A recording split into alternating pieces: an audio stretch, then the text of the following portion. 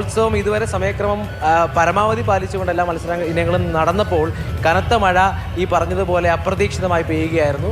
അങ്ങനെ ഇപ്പോൾ നിങ്ങൾ കാണുന്ന വേദി 1 ഇപ്പോൾ സംഘനൃത്തം നടക്കുകയാണ്. മത്സരങ്ങൾ പുനരാരംഭിച്ചു കഴിഞ്ഞു. അരമണിക്കൂറോളം മത്സരം വൈകിയത് ഈ കനത്ത മഴ മൂലം തന്നെയാണ്.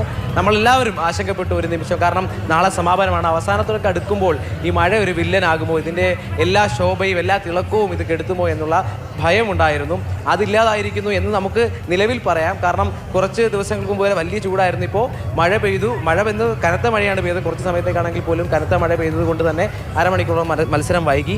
വൃന്ദവാദ്യത്തിൻ്റെ കാര്യം വേദി 16 ഈ പറഞ്ഞതുപോലെ മഴയല്ല, ശബ്ദ സംവിധാനത്തിൻ്റെ പോരായ്മകൾ ഉന്നയിച്ചുകൊണ്ടാണ് അവിടെ ഈ മത്സരം വൈകുന്നത്. അവിടെ ഈ പറഞ്ഞതുപോലെ ചർച്ചകൾ നടക്കുകയാണ്. സ്റ്റേജ് മാറ്റാനുള്ള ആവശ്യം ഈ പറഞ്ഞ അധ്യാപകരും ഈ പറയുന്ന കുട്ടികൾ ഉൾപ്പെടെയുള്ളവർ ഉന്നയിച്ചിട്ടുണ്ട്. അപ്പോൾ ഈ പറയുന്ന വേദി മാറ്റണമെന്ന് അവർ പറഞ്ഞ് ടീം മാനേജേഴ്സുമായിട്ട് അവർ സംസാരിക്കുകയാണ്. അപ്പോൾ സ്റ്റേജ് മാനേജറും ഈ ടീമിൻ്റെ മാനേജർമാരുമായിട്ടുള്ള ചർച്ചകൾ നടക്കുകയാണ്. വളരെ വൈകിട്ടുണ്ട്. കാരണം വൃന്ദവാദ്യം എന്ന ഐറ്റം നമുക്കറിയാം, പല വാദ്യങ്ങൾ ഒരുമിച്ച് ഒരേ സമയം വായിച്ചുകൊണ്ട് അവതരിപ്പിക്കേണ്ട ഒരു ഐറ്റമാണ്. അപ്പോൾ ഈ പറയുന്ന പോലെ വലിയ വേദി വേണോ അവർക്ക്, ആ ശബ്ദബലം കൃത്യമായി തുടർന്നുണ്ടായ ചില പ്രതികരണങ്ങൾ കൂടി നമുക്ക് അവിടെ നിന്ന് ലഭ്യമായിട്ടുണ്ട്. ആ പ്രതികരണം കേട്ടതിന് ശേഷം ഞാൻ രാഹുലിലേക്ക് മടങ്ങിയെത്താം. കേരളത്തിൻ്റെ വിവിധ ജില്ലകളിൽ നിന്ന് വന്നിരിക്കുന്ന കുട്ടികളാണ്. 5-6 മാസം മുമ്പ് സബ്ജില്ലാതലം ജില്ലാതലം എല്ലാം കഴിഞ്ഞ് വന്നേക്കണതാണ്. ഇത്രയും വലിയൊരു സംസ്ഥാനത്തിൻ്റെ പ്രോഗ്രാം നടക്കുമ്പോൾ അതിന് വേണ്ട വിധത്തിലുള്ള അടിസ്ഥാന സൗകര്യങ്ങൾ ചെയ്തില്ല എന്ന് മാത്രമല്ല, കലയായിട്ട് ഒരു ബന്ധമില്ലാത്ത ആളുകളെ ഇതിനകത്ത് വന്നുകൊണ്ടാണ് ഇത്ര സംഭവിച്ചത്.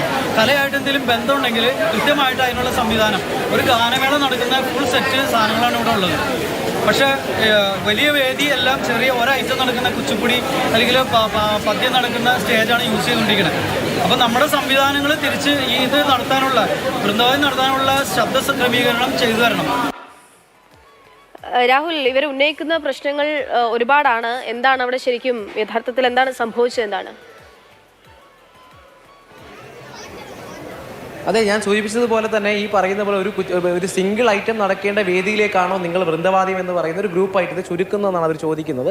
ആ പ്രതികരണത്തിൽ നിന്നും അത് വ്യക്തമാണ്. കാരണം ഞാൻ പറഞ്ഞതുപോലെ ഈ പറയുന്ന പോലെ 5, 6, 7 വാദ്യങ്ങൾ ചേർന്ന് ആ ഹാർമോണൈസ് ചെയ്ത് അവർ ഒന്നുപോലെ വായിച്ച് ഈ പാട്ട് വായിച്ച് അങ്ങനെ മനോഹരമായി ഈ മത്സരത്തിൽ പങ്കെടുക്കേണ്ട ഒരു കൂട്ടം ആളുകൾക്കാണ് ആ വേദി നൽകിയിരിക്കുന്നത്. അപ്പോൾ ആ വേദിയുടെ പരിമിതി തന്നെയാണ് എല്ലാവരും ചൂണ്ടിക്കാട്ടുന്നത്. കാരണം ഈ പറയുന്നത് പോലെ എല്ലാ വാദ്യങ്ങളും ഒരേ സമയം നമ്മുടെ മുന്നിൽ വായിക്കുമ്പോൾ അതിൻ്റെ ശബ്ദം പുറത്തു വരണം, അതിന് വലിയ വേദി ഉണ്ടാകണം. ആ ശബ്ദം കൃത്യമായി വിധികർത്താക്കൾക്കും ഈ ശ്രോതാക്കൾക്കും എത്തണമെങ്കിൽ അതിന് കഴിയുന്ന വേദി ഉണ്ടാകണം. അതുണ്ടാകുന്നില്ല, അതുകൊണ്ട് മത്സരിക്കുന്നില്ല എന്നുള്ള തീരുമാനം എടുത്തുകൊണ്ട് പ്രതിഷേധത്തിലായിരുന്നു അവർ. ഇപ്പോൾ ഞാൻ നേരത്തെ സൂചിപ്പിച്ചതുപോലെ ചർച്ച നടക്കുകയാണ്. വേദി മാറ്റുക എന്ന് പറയുന്നത് ശ്രമകരമായ ഒരു കാര്യമാണ്. കാരണം ഷെഡ്യൂൾ ചെയ്താണ്, ബാക്കി ആളുകൾ എത്തിയിട്ടുണ്ട്. അപ്പോൾ അത്തരത്തിലുള്ള കാര്യങ്ങൾ ചർച്ചകൾ നടക്കുകയാണ്. ഉടൻ തന്നെ തുടങ്ങും എന്നുള്ള കാര്യമാണ് നമുക്ക് അറിയാൻ കഴിയുന്നത്. എങ്കിലും ഈ പറഞ്ഞതുപോലെ ഇതിൽ ചർച്ചയിൽ ഒരു തീരുമാനത്തിലേക്ക് എത്തുമെന്നാണ് സാധ്യത. മാത്രമല്ല സമയം വൈകുന്നു. അപ്പോൾ എങ്ങനെയായിരിക്കും ആ തീരുമാനങ്ങളൊക്കെ ഉണ്ടാകാനുള്ള ഒരു സാധ്യത എങ്ങനെയാണ് രാഹുൽ? ആരുമായിട്ടാണ് ചർച്ച നടക്കുന്നത് നിലവിൽ സംഘടന?